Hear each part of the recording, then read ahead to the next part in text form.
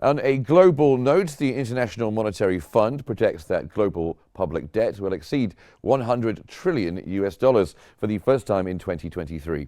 Driven by political pressures for increased spending and rising borrowing needs amid slow economic growth.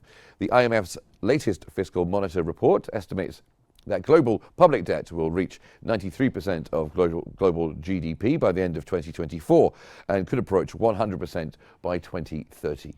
This would surpass the 99% peak seen during the COVID-19 pandemic and represent a 10 percentage point increase from 2019 before the surge in government spending triggered by the pandemic. In Europe, the Eurozone economy showed signs of growth, with industrial output rising and lending demand increasing. Industrial production rose 1.8% in August, driven by demand for capital and durable goods. Germany saw a notable 3% rise in output, though its annual performance remains weak due to high energy costs and declining demand from China. Despite the positive data, the European Central Bank is expected to cut rates again this week, with more cuts likely in December as inflation approaches its 2% target.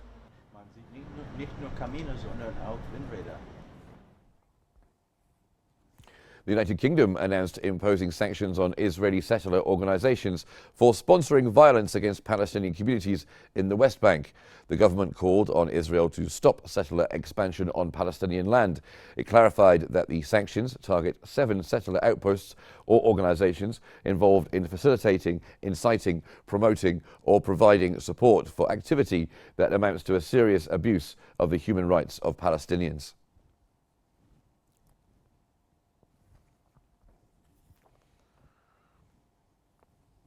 Furthermore, Britain's Finance Minister Rachel Reeves said she would catalyse billions of pounds of investment into growth sectors such as gigafactories, green hydrogen and carbon capture through a new wealth fund and partnerships with pension funds. Reeves said the National Wealth Fund, based on the existing UK Infrastructure Bank, would work with industry partners, including mayors, to deploy up to $36.2 billion of capital.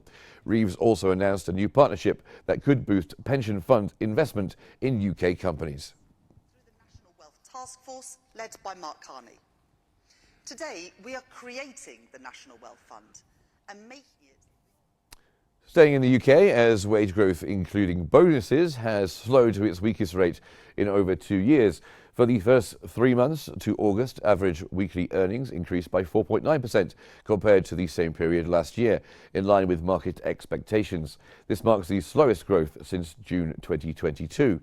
The wage growth decrease, combined with a drop in job vacancies, strengthens the expectation that the Bank of England may cut interest rates in November.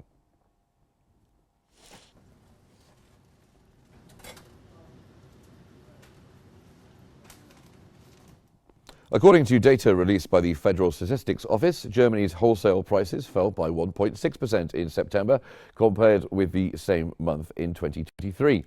A report released by the Federal Ministry of Economic Affairs and Climate Action showed that Germany's economy continued to show signs of weakness in the third quarter of 2024. The Federal Statistics Office is scheduled to release preliminary data for third quarter gross domestic product at the end of this month.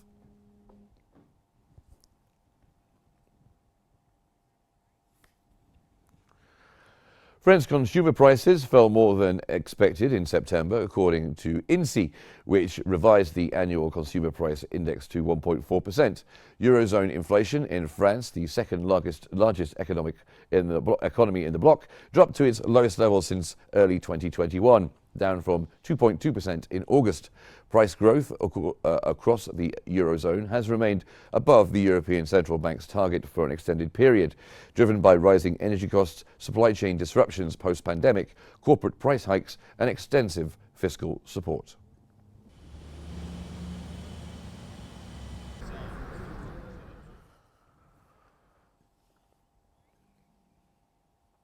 Spain's EU-harmonised year-on-year inflation dropped to 1.7% in September, down from 2.4% in August.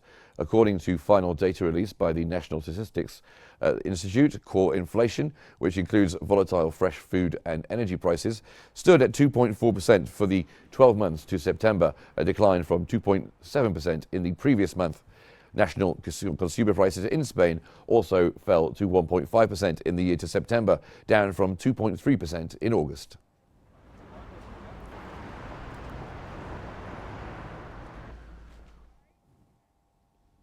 Statistics Canada reported that Canada's annual inflation rate slowed to 1.6% in September due to lower gas prices.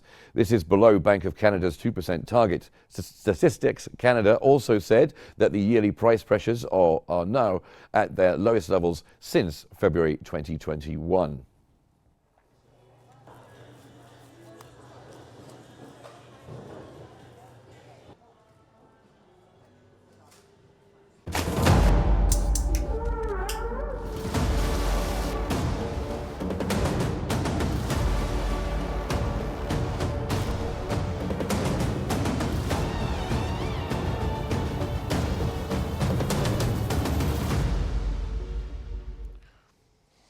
Commodities now, and the International Energy Agency has predicted that the global oil market will face a substantial surplus in 2024, while reassuring markets that it is prepared to intervene in case of any disruptions to Iranian oil supplies.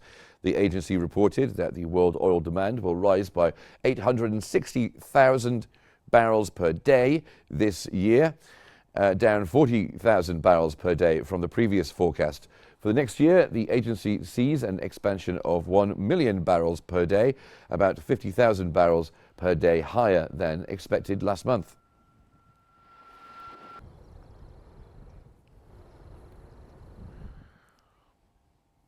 Oil prices fell more than 4% after Israeli Prime Minister Netanyahu says he is not willing to strike Iran oil targets, which eased fears of a supply disruption. Brent crude futures fell by 4.3% to $74.17 per barrel. That was at 1 o'clock GMT this afternoon. U.S. West Texas Intermediate fell 4.6% to $70.45 per barrel.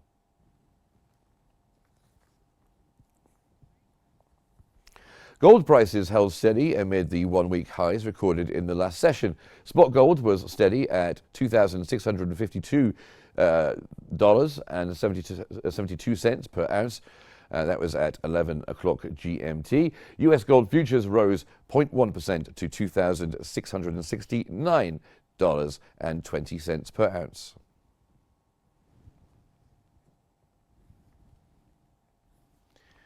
And in the markets, Boeing filed papers with the U.S. markets regulator on Tuesday to raise up to $25 billion through a combination of stock and debt offerings, and also secured a $10 billion credit facility. The company is seeking to strengthen its finances, which have been under pressure due to a slowdown in production of its popular 737 MAX jet after a mid-air door panel incident earlier this year, as well as a labour strike that has been ongoing since September 13th.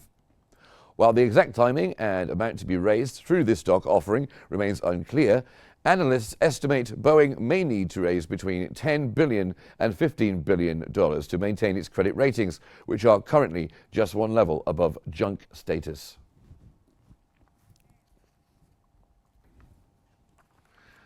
World shares had a mixed performance, with Hong Kong's benchmark losing more than 3% in the United States. Early trading, the S&P 500 was up 0.1%, the Dow Jones Industrial Average was down 0.6%, and the Nasdaq Composite was up 0.3%.